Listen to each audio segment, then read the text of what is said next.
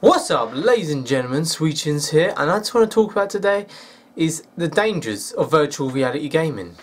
Now this comes from an article on this guy's Oculus Rift creator called, what's his name, Palmer Lucky, and he's saying that if you perfectly can simulate reality, why would you actually go to meet people in real life?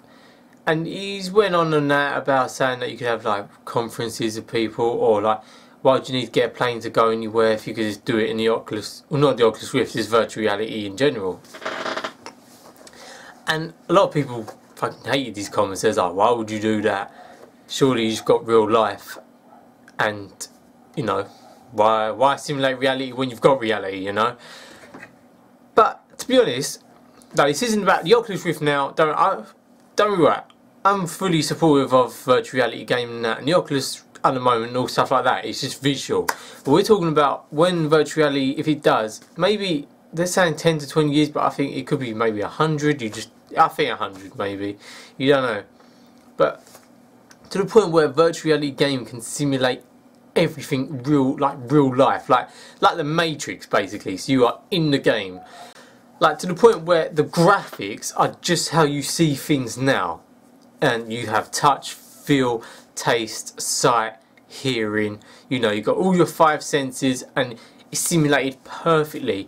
Then virtual reality becomes extremely dangerous then, in my opinion, because this it becomes so fun. Bloody hell, like could you imagine playing a game like Grand Theft with friends, just getting a helicopter, fly, jump out, splatter on the ground, but hey, you don't die because this is virtual reality. But the problem with that is, to say we're playing games, I don't know, like Modern Warfare and that, then when people going about games cause people to get violent and aggressive, then a game would cause people to get violent and aggressive. If the graphics were like so similar to how we are today, the lines between reality and simulated reality would become so blurred, you would be very hard to know the difference if we was even in a game right now.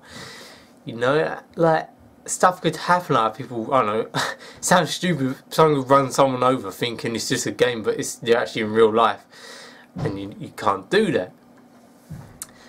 And there's still problems like that, like, and life as we know, why would you want to look after your body and stuff? If to say someone who's, I don't know, they maybe have disabilities or something, so maybe they can't walk or something, but then in the virtual reality game they can have a character which can walk, who could maybe fly, jump really high, just do whatever.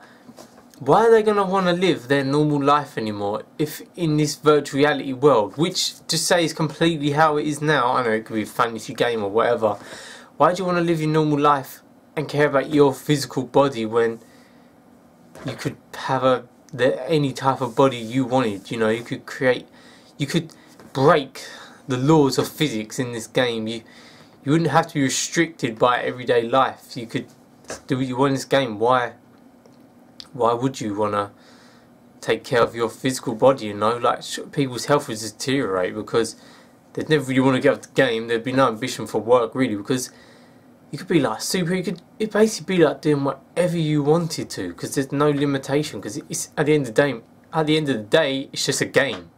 Now don't get me wrong, that sounds so kind of wrong to think like that, and I don't want to think like that. This is the problem, right? You know, I like the sunshine, you know, I like going outside and stuff, and it's kind of scary to think that could happen. Everyone was saying no, that would never happen because people like actually doing stuff, you know, in real life instead of in a game. But if virtual reality was to the point where everything felt the same, your senses were 100% fine-tuned in that game, there would be near on no difference. So why you could basically, I don't know, go on holiday in a game. To say you live like in England, for example, it's not really ever that hot here and it kind of rains, I could put on this, I don't know, virtual reality thing, and then I could be in like some sunny, hot, nice country, and you know, why would you want to then go on holiday in that if your senses were 100% and you just felt like you was there? What would actually be the difference? Now don't get me wrong, there is some good things to this, like, let's just say, so for example, when I said if you played a game like Grand Theft, like, people could learn to drive like that, because there's no danger if they crash a car and that. It's just like, okay, reset the virtual reality. So you could do things like that for like driving lessons and that. You just drive, you'd learn so much easier, and so many things, training for anything. It could be, I don't know, like even army sort of prototype. They could train for battlefield things, like playing a game. I'm not saying a game like COD, but battle simulations.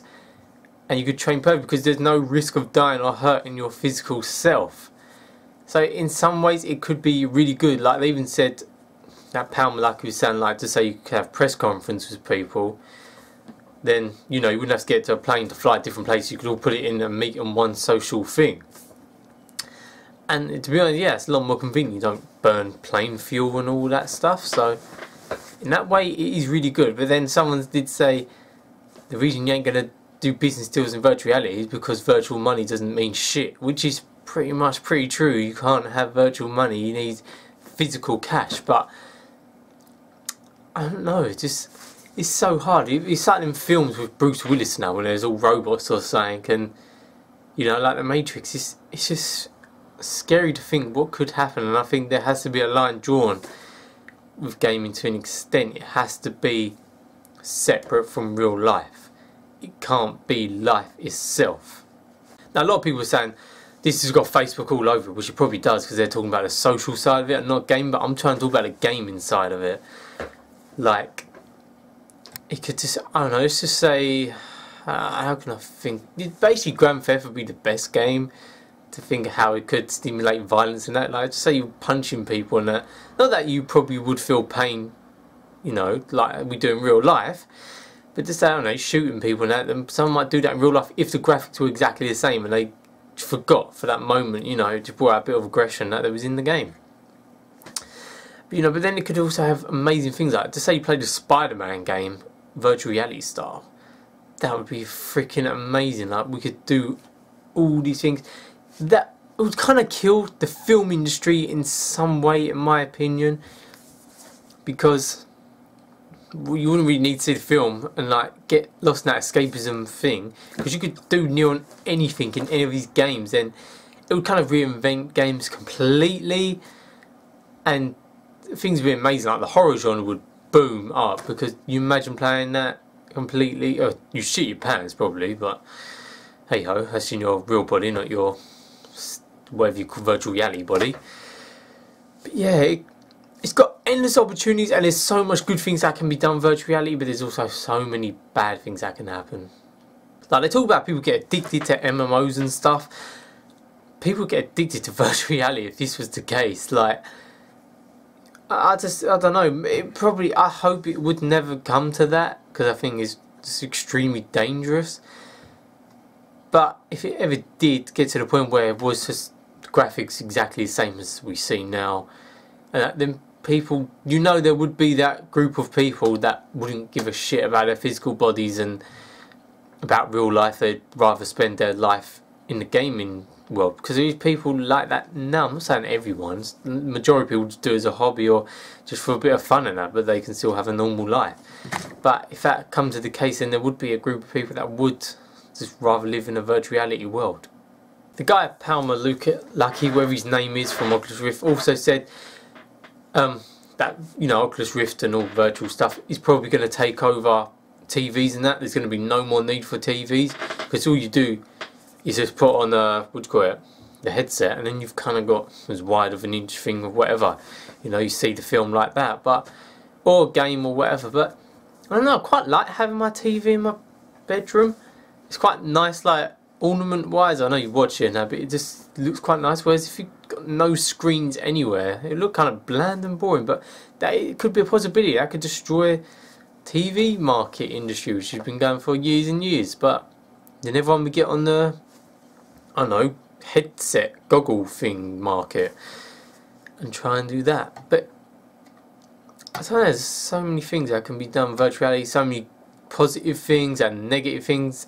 And don't worry, I would love just virtual reality, playing with friends, just, I don't know, on any online game, just anything, or any game. Like imagine Elder Scrolls completely virtual, that'd be amazing. Like history, it could kind of be like Assassin's Creed going back, you know. But there's also bad things in that, and don't worry, I don't think we're anywhere near getting this. Like this Oculus Rift just coming in, and all that basically is a headset, and you turn your head and then it turns in the game. So we're nowhere near getting touch and that, and Somehow I don't think we ever will get to that point where touch is 100% and taste, smell, hearing and sight, because like people say, why create a virtual reality when you've got reality already?